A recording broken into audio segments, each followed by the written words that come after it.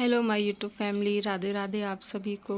तो अभी है सुबह का टाइम, लगभग 5:12 हो रहे हैं और हम लोग निकल आए हैं इटावा जाने के लिए, क्योंकि हमारी इटावा से ट्रेन है कानपुर जाने के लिए।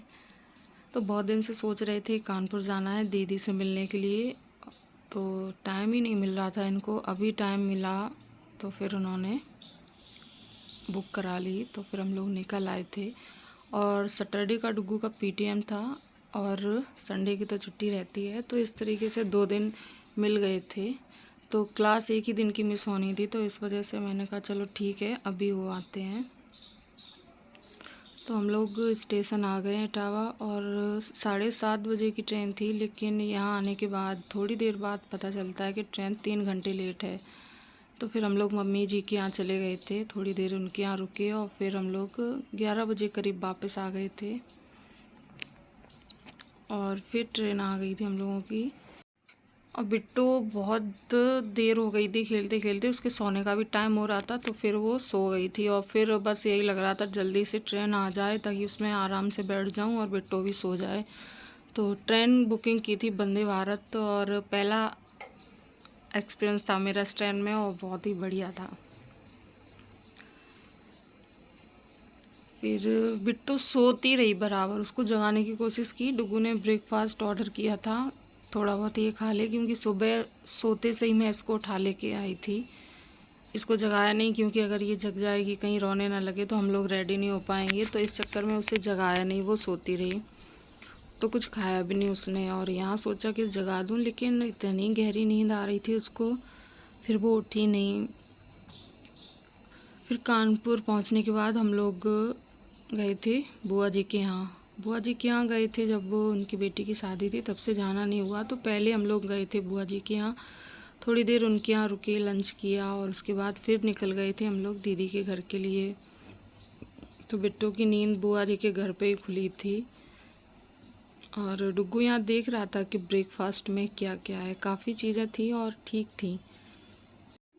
जब कुंभ चल रहा था तो दीदी जी कुंभ गई थी और तबीयत उनकी काफ़ी पहले से ही ख़राब थी, बट उन्होंने ध्यान नहीं दिया और जब कुंभ से लौटी है ना, तो उनके चेहरे पे सॉइलिंग आ गई और जब चेकअप कराया तो बताया डॉक्टर ने कि ब्लड कम है। तो 3-4 दिन हॉस्पिटल में भी एडमिट रही थी। उस वक्त बहुत मेरा मन था जाने का, लेकिन यहाँ कुछ काम ऐसा आ गया जिस वजह से ये जा नहीं पाए। फिर अभी कुछ दिन पहले दीदी का गॉल ब्लैडर का ऑपरेशन हुआ, स्टोन हो गया था उसमें, तब भी नहीं जा पाए। तो फिर प्लान काफ़ी दिन से कर रहे थे कि अब भी टाइम मिल जाए, अभी हो आए। तो फाइनली अब टाइम मिला जाके। यही होता है कि समय नहीं मिल पाता है कहीं।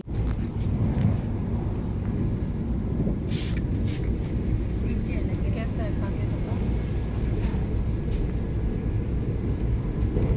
कैसा लग रहा है? मुझे अच्छा लग रहा है।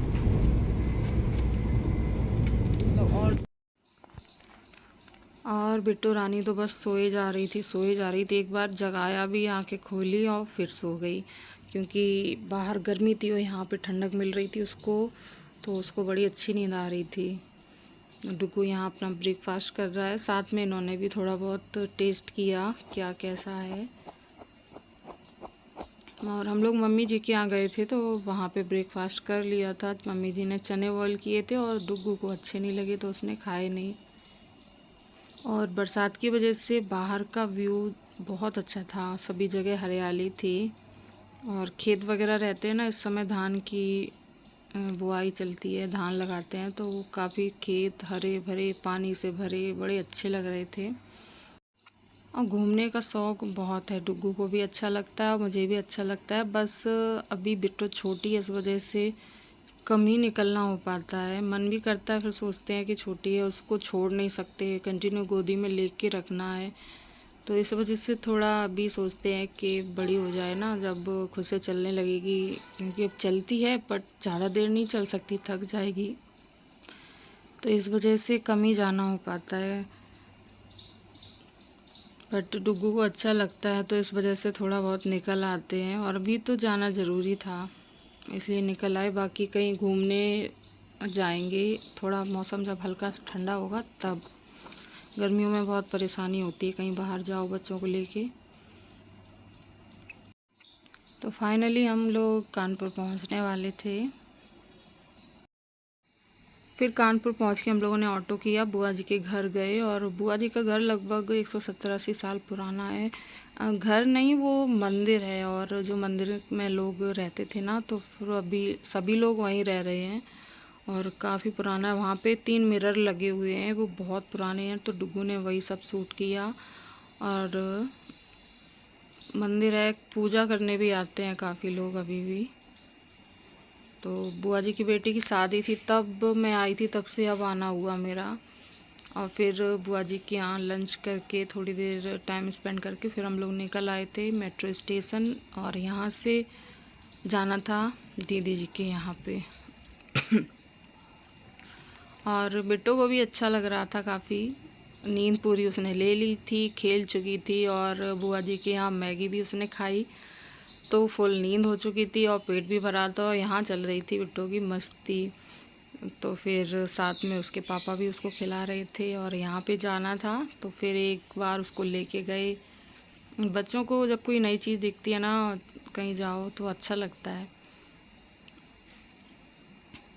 तो यहाँ पे फिर हम लोग टिकट वगैरह ली और काफ़ी अच्छा था मेट्रो स्टेशन। पहले नहीं थी कानपुर में, बट अब है ये सुविधा। तो थोड़ा बहुत यहाँ भी वीडियो वगैरह रील्स वगैरह बनाई, शूट किया। और फिर पहुँच गए थे दीदी के यहाँ। और दीदी के यहाँ पहुँच के हम लोगों ने बैठ के वहाँ ज़्यादा शूट नहीं किया, क्योंकि फिर बैठ के फ़ोन एक साइड रख दिया, बस बातें करी दीदी से खूब सारी। Passengers are requested not to obstruct the closing of doors. Doing this is a punishable offence. यात्रियों से अनुरोध है कि मेट्रो ट्रेन के दरवाजे बंद होते समय अवरोध उत्पन्न न करें। ऐसा करना दंडनीय अपराध है।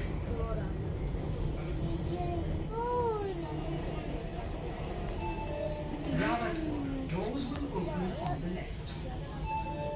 रावतपुर दरवाजे बाईं ओर खुलेंगे। शाम के टाइम ये लाए थे मोमोज, तो मोमोज खा लिए थे। और मैं यहाँ रिलैक्स होके बैठ गई थी। पूरा दिन सुबह 5 बजे के निकले, सफ़र करते करते हालत ख़राब हो गई थी। तो घर आके फिर रेस्ट किया। और नेक्स्ट डे संडे को हम लोग निकल आए थे। साक्षी ने बोला कि एक मॉल है, वहाँ पे चलते हैं। तो फिर निकल आए थे, मॉल घूमा हम लोगों ने। और फिर उसके बाद मोती झील, थोड़ा टाइम बचा था तो मोती झील गए। और उमस की वजह से काफ़ी गर्मी हो रखी थी, तो थोड़ा बहुत देखा, बच्चों ने एंजॉय किया, थोड़े बहुत फ़ोटो वगैरह निकाले हम लोगों ने। फिर उसके बाद घर निकल आए थे और काफ़ी थक गए थे सभी लोग। और फिर नेक्स्ट डे मॉर्निंग ट्रेन थी हमारी वापस इटावा के लिए। इटावा आके फिर हम लोगों ने बस से वापस आ गए थे मैनपुरी। तो पूरा ये ब्लॉग बस ट्रैवल का है, ज़्यादा कुछ मैंने बस यही सब शूट किया। और यहाँ पे काफ़ी अच्छा लग रहा था मोती झील में। मोती झील नाम है, बस छोटी सी झील है। बोटिंग वगैरह की सुविधाएं हैं, जो लोग बोटिंग करना चाहें कर सकते हैं। और ये छोटी छोटी इस तरीके से गाड़ियाँ हैं। जिन लोगों को चलने में प्रॉब्लम है, थक जाते हैं, छोटे छोटे बच्चे हैं, तो ये अच्छी सुविधा थी। उस पर बैठ के पूरा पार्क घूम सकते हैं, देख सकते हैं अच्छे से। और फिर बोटिंग थी, हम लोगों ने तो नहीं की और ना ही उस गाड़ी पे बैठे, बस घूमा, थोड़ा बहुत रील्स वगैरह बनाई। और झूला थे, जो बच्चों वाले झूले होते हैं, वो झुलाया बिट्टू को।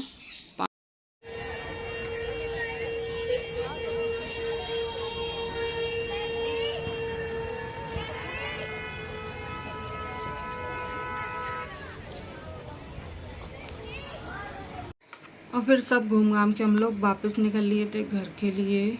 और काफ़ी थकान हो गई थी। कहीं बाहर ना निकलो ना तो अच्छा तो लगता है कि कहीं बाहर जा रहे हैं, लेकिन घूमते घूमते इतनी हालत ख़राब हो जाती है इस बच्चों के साथ।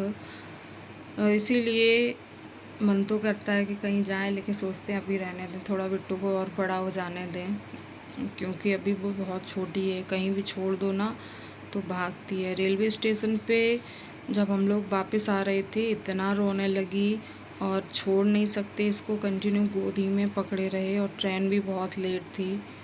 और आजकल बाहर छोटे छोटे बच्चों को चुराने वाले लोग तो भाई वीडियो देख के इतनी हालत ख़राब हो जाती है कि बताओ, पलक झपकते ही बच्चे पकड़ के ले जाते हैं, पता ही नहीं चलता है। तो इस वजह से छोटे बच्चों को बाहर लेके जाना तो सबसे ज़्यादा तो बच्चों का ही ध्यान रखना है। तो हम लोग सब लोग थक गए, यहाँ बैठे आराम से। और ये है सुबह वापसी की ट्रेन। तो सुबह हम लोग लगभग 1 बजे करीब मैनपुरी आ गए थे। तो ये पूरा ब्लॉग मेरा ट्रैवल का हो गया है। ब्लॉग कैसा लगा ज़रूर बताना। और आज के ब्लॉग में बस इतना ही, मिलेंगे नेक्स्ट ब्लॉग में, तब तक के लिए राधे राधे।